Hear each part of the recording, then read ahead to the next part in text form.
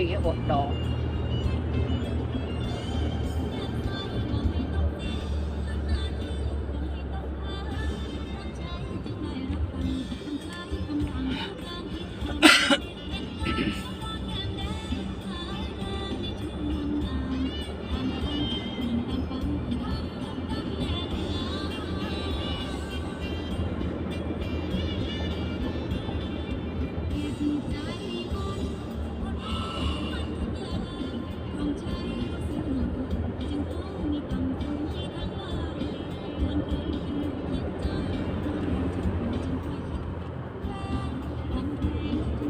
ดูเพลหล่นหน้าเนี่ย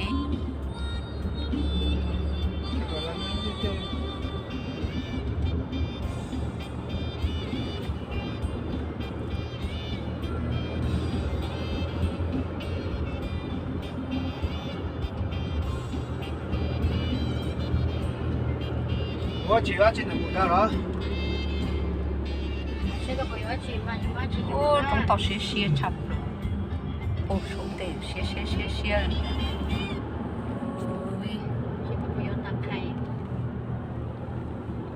ตะไคร้的。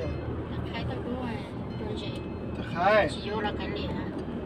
说的可能不么样。那弄就叫给吃饱，给他凶了，凶了的。